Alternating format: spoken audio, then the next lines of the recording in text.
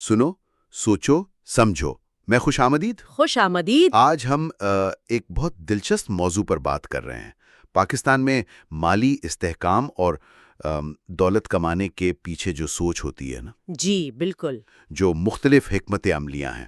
تو ہم یہ سمجھنے کی کوشش کریں گے کہ کچھ لوگ کیوں آپ جانتے ہیں محفوظ ملازمتوں کو ترجیح دیتے ہیں، جی جبکہ دوسرے لوگ وہ کاروبار اور اثاثے بنانے پر زیادہ توجہ مرکوز کرتے ہیں صحیح. تاکہ وہ مالی آزادی حاصل کر سکیں. جی ہاں. تو آئیے اس میں ذرا گہرائی میں جاتے ہیں. پاکستان میں اگر دیکھیں تو مالی حوالے سے نا دو بنیادی ذہنیتیں نظر آتی ہیں. دو طرح کی سوچ. جی، ایک تو وہ ہے جو روایتی ہے کہ بس ایک محفوظ ملازمت ہو، خاص طور پر سرکاری نوکری. بالکل پرانی سوچ جسے کہتے ہیں. ہاں، جہاں تنخواہ وقت پر ملے، پینشن کا تحفظ ہو، یہ چیزیں بہت اہم سمجھی جاتی ہیں. جی، یہ ایک آزمودہ راستہ سمجھا جاتا ہے کئی نسلوں سے. لیکن اس کے ساتھ ساتھ نا ایک دوسری سوچ بھی ہے. اچھا، ایک کاروباری ذہنیت جو اب میرے خیال میں زیادہ پروان چڑھ رہی ہے.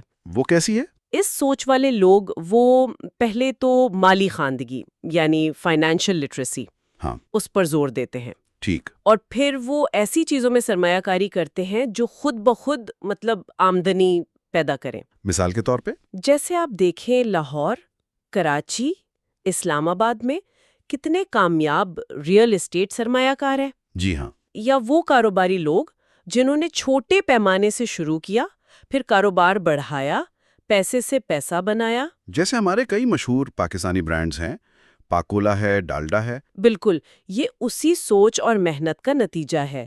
تو بنیادی فرق جو ہے نا، وہ صرف سوچ کا نہیں ہے. اچھا. بلکہ خطرات کو سمجھنے کا اور پھر ایک منظم طریقے سے ان خطرات کو مول لینے کی صلاحیت کا بھی ہے. یہ واقعی ایک اہم نقطہ ہے کہ خطرات کو سمجھ کر مول لینا. جی. اور یہ بات بھی سوچنے والی ہے کہ ہمارے تعلیمی نظام میں اکثر پیسے کا انتظام کیسے کرنا ہے، سرمایہ کاری کیا ہے، اثاثے کیسے بنانے ہیں. ہاں، یہ چیزیں نہیں سکھائی جاتی. ان پر زیادہ توجہ نہیں دی جاتی. اسی وجہ سے شاید بہت سے لوگ وہ اثاثہ یعنی ایسٹ اور واجبات یعنی لائبلٹی، اس کے فرق کو بھی نہیں سمجھتے. بالکل. آپ یہ فرق ذرا آسان الفاظ میں سمجھائیں گی؟ ضرور. دیکھیں، یہ سمجھنا نا مالی آزادی کی طرف پہلا قدم ہے. ٹھیک. بہت آسان الفاظ میں اثاثہ ہر وہ چیز ہے جو آپ کی جیب میں پیسہ ڈالے. اچھا. مثال کے طور پر آپ نے بحریہ ٹاؤن میں یا ڈی ایچ اے میں کوئی گھر خریدا، دکان خریدی جی. اور کرائے پر دے دی. جی. تو اس سے جو کرایہ آ رہا ہے وہ آپ کی آمدنی ہے، وہ اثاثہ ہے. صحیح. دوسری طرف واجبات وہ ہیں جو آپ کی جیب سے پیسہ نکالیں. جیسے آپ کی اپنی ذاتی استعمال کی گاڑی، پیٹرول کا خرچہ، مینٹیننس. بالکل. قسطیں بھی ہو سکتی ہیں، یا وہ بڑا سا گھر جس کے بل، دوسرے اخراجات وہ آپ کی آمدنی کا بڑا حصہ لے جاتے ہیں. تو مالی تعلیم اصل میں یہی فرق سمجھاتی ہے؟ جی ہاں، مالی تعلیم ہمیں سکھاتی ہے کہ اثاثوں کو بڑھاؤ اور واجبات کو کم کرو. اچھا. اور اسی تعلیم سے پھر وہ تصور آتا ہے غیر فعال آمدنی کا، پیسیو انکم کا. پیسیو انکم یعنی ایسی آمدنی جس کے لیے روز کام نہ کرنا پڑے. بالکل، جس کے لیے آپ کو روزانہ فعال طور پر محنت نہ کرنی پڑے. اور جب لوگ یہ فرق نہیں سمجھتے اور صرف تنخواہ پہ ہی گزارا کرتے ہیں تو وہ اکثر ایک چوہا دوڑ میں پھنس جاتے ہیں. Rate race. جی، یہ ریٹ ریس کیا ہے؟ یہ وہی لامتناہی چکر ہے نا. بالکل. آپ مہینہ بھر سخت محنت کرتے ہیں، تنہا آتی ہے، آپ بل ادا کرتے ہیں، کچھ ضروریات پوری کرتے ہیں اور مہینے کے آخر میں پھر وہیں کھڑے ہوتے ہیں. کبھی کبھی تو الٹا قرض میں. جی، خاص طور پر بڑے شہروں میں، کراچی جیسے شہر میں 9 سے 5 والے بہت سے لوگ وہ اسی چکر میں خود کو پاتے ہیں. آپ نے بالکل صحیح نقشہ کھینچا. یہ بہت تھکا دینے والا چکر ہے. تو اس سے نکلا کیسے جائے؟ اس چوہا دوڑ سے نکلنے کا واحد مؤثر راستہ یہی ہے کہ آپ فعال طور پر اثاثے بنائیں. اچھا. ایسے اثاثے جو آپ کے لیے آمدنی پیدا کریں، چاہے آپ سو رہے ہوں، چھٹی پر ہوں. یعنی آپ پیسے کے لیے کام نہ کریں، آپ کا پیسہ آپ کے لیے کام کرے. بالکل. یہ ایک بنیادی ذہنی تبدیلی ہے. Mindset shift. تو عملی طور پر اس چکر سے نکلنے اور دولت بنانے کے راستے کیا ہو سکتے ہیں پاکستان میں؟ جیسے کیا ایک چھوٹا کاروبار شروع کرنا؟ ہاں، جیسے کوئی کریانہ سٹور کھول لے یا کپڑوں کی آن لائن دکان یا کوئی چھوٹا سا کیفے، کیا یہ مددگار ہے؟ بالکل ہو سکتا ہے۔ اپنا کاروبار شروع کرنا ایک بہت بہت طاقتور ذریعہ ہے، لیکن صرف کاروبار شروع کر دینا ہی کافی نہیں۔ اچھا، اس کے ساتھ ساتھ جیسے ریئل اسٹیٹ ہے یا اسٹاک مارکیٹ ہے، اس میں سوچ سمجھ کر تحقیق کر کے سرمایہ کاری کرنا یہ بھی اہم ہے۔ صحیح۔ اور ایک اور چیز جو اکثر لوگ نظر انداز کر دیتے ہیں وہ ہے سیلز اور مارکیٹنگ کی مہارت۔ ہاں، بیچنا آنا چاہیے۔ بالکل، آج کل تو ڈیجیٹل دور ہے۔ آپ چاہے کپڑے بیچ رہی ہیں یا کوئی سروس دے رہی ہیں، آپ کو آن لائن پلیٹ فارمز جیسے دراز ہے، سوشل میڈیا ہے، وہاں اپنی چیز بیچنی آنی چاہیے۔ یہ تو بہت ضروری مہارتیں ہیں۔ جی، کامیابی کے لیے لازمی ہے۔